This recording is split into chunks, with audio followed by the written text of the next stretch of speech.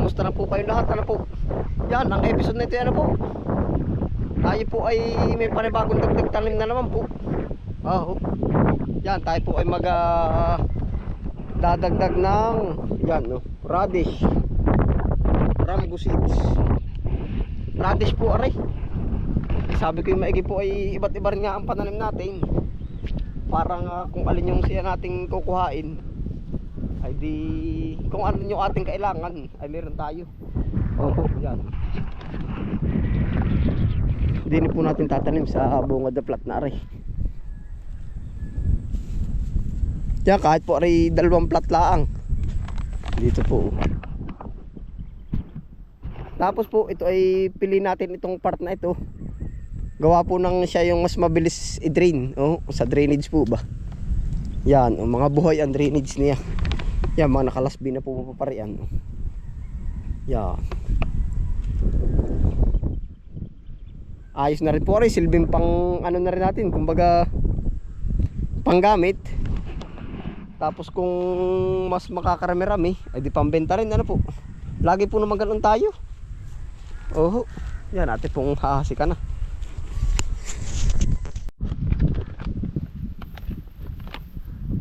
Aray po, idadais na po natin din sa ating sibuyas.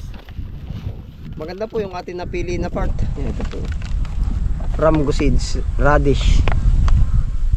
Dito ba? Radish.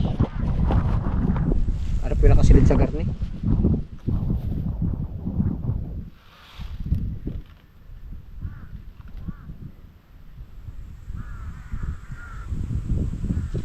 Walang dyan para naman may langgam. Ano kaya? Pero meron po naman sariling gamot. Ito po yung hasik ang ating gagawin. Sabog tanim.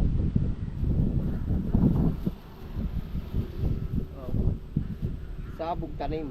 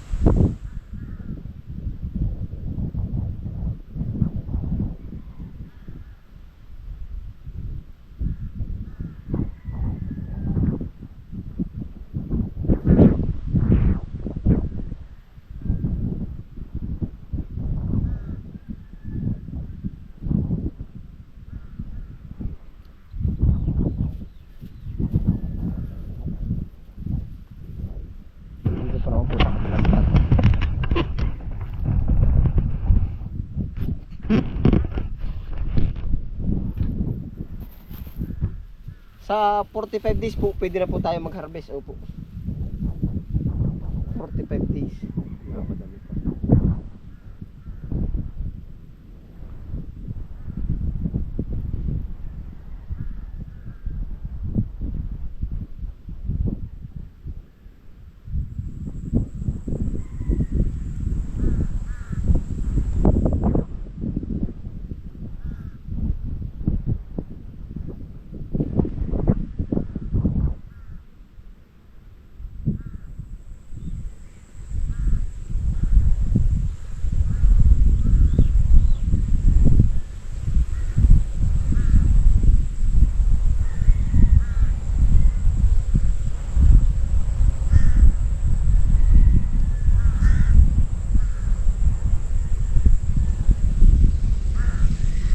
Para kung may masusubra pa tayo.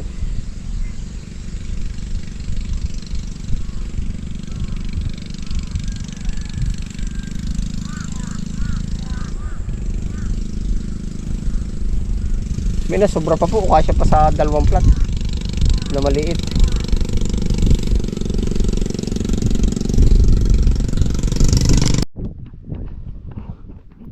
Para may guyam ako nakita. Yan, ito na. Meron nga, walang diyan yan, Ay, sususugin yan, Yan. Kita nyo po may guyam. Oh. Yan. May langgam. 2 plat po. Tapos yung natira parang katumbas pa rin ng 2 garto. Tapos itong side na ito po lahat ay sibuyas na. Kaya po napili natin dito itanim. Mataas po ba yung kanyang pangpangan? Yan po ay ayaw niya nang mababadbadan ng tubig. Kaya sabi ko dito siya timing na dito natin siya ilagay. Tapos malalaki po yung butas. Ayan, ari po naman lahat ay sibuyas. Tapos pag-isipan pa po natin yung tatanim sa kabilang dulo. Ang kapal po ng uwak. Napakarami na naman ng uwak. Halos araw-araw na po ay. Yun Aba, pagkadami na try ko pong bilangin. Hindi po muna tayo lalapit. Kundi yung cellphone palang di camera, yari isusum. 1, 2, 3, 4, 5, 6, 7, 8, 9, 10, 11, 12, 13, 14, 15, 16, 17, 18, 19, 20, 21, 22, 23. Yung pa isa bumagsak ko. 24, 24 piraso po. Ay, kawawa mo isa natin yan. Ngayon, kung sa may lumipad dyan na isa, diretsuhan niya. Dami yung naitim. Mayroon pa pala dun. Pagkakapal. Yan pa naitim ang taniman.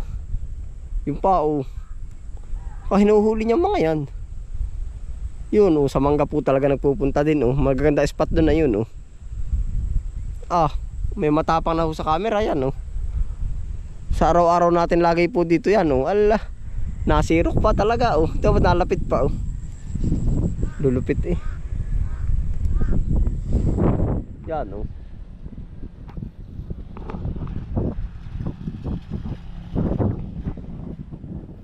dami. Tayo po ay may labanos na. Labanos. Marami na po. Labanos, sili, talong. Marami pa po tayo dadagdag na crops. May upo na rin tayo. Bilangin kaya natin ulit ito. 1, 2, 3, 4, 5, 6. Para po sibuyas. 7, 8, 9, 10, 11, 12, 13, 14. 15 plat. Yan 15 plat ang ating sibuyas. Yan, ganyan lang po ang talim na yan. Tapos ito po tatamnan pa. Ito ika-15. Yan po mga natitira, ayan, pananim na dito.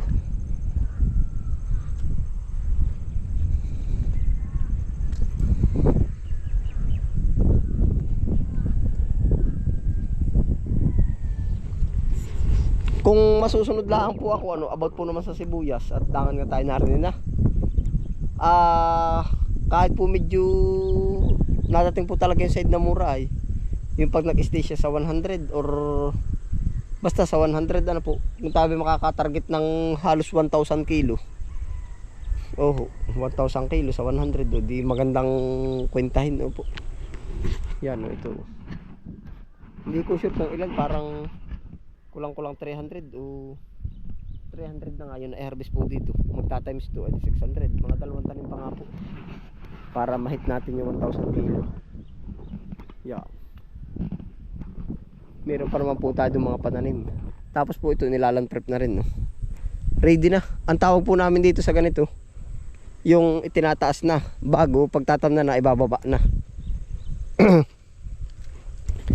Ayun po, sa mga nagtatanong nga po pala kung paano manggawa ng plat. Siguro po doon sa kabila pag kami nagsimula uli nung panibagong baak.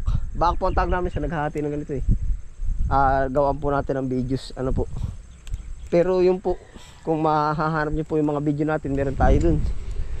Yan, ito po ay isang paraan din para makapahinga yung lupa na nakataas agad. Yan po, nahin nyo po. Naka-slope. Slope po lahat ang lupa. Slope yan, tapos ibababa po yan.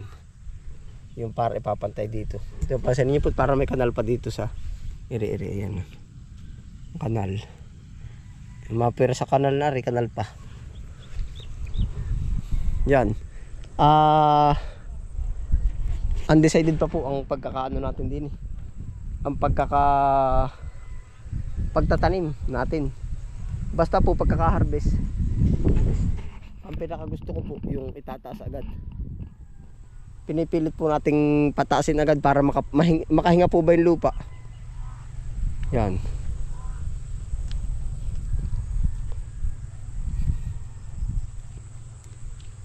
Punong-puno ng uwak yung puno.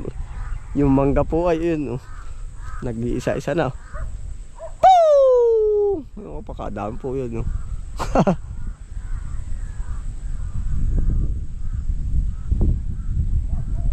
Ang tapang na rin sa camera, yun.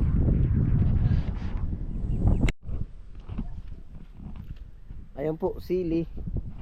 Tapos marami pa rin po tayong, yun nga, sabi ko sa inyo, marami pa tayong ibang plano. Aray, sisipatin ko po din eh. Nagbibinalak po tayo din magtanim naman ng kalabasa. Pero itong side po yan, pagka naubos na ito, mais yan. Dito kalabasa. Tapos ito pala, nabakanting itong kunti.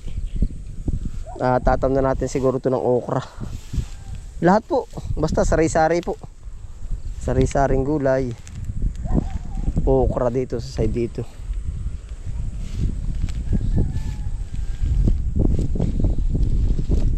Tapos dito kalabasa.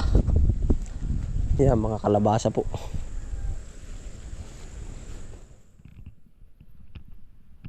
Harvesting pa rin, ah.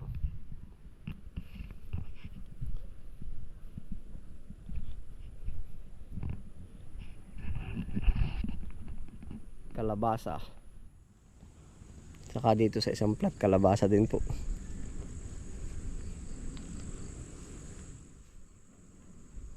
Ito.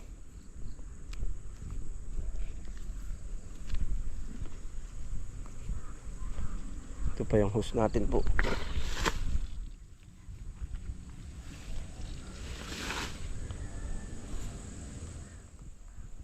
Isa po pati malapit pa tayo sa balon. Yan, balon na agad. Yung kalabasa po naman natin, pag dito tayo tumanim, priority natin paparayan. Tapos hanggang doon lang yung mais, oh. Yan po ang mga plano po natin din.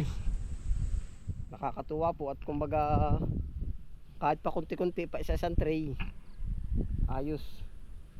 Tapos yung repulyo po at saka ano doon pa natin ilalagay. Meron pa po, iba't iba pa. Yan, ito na po ulit ating kabuuan taniman, oh. Nahingi na uli ng linis tong mga kangkungan natin, oh. Yan. Kailangan po linisan. Ari lang po ang naubra namin nun, ay, oh.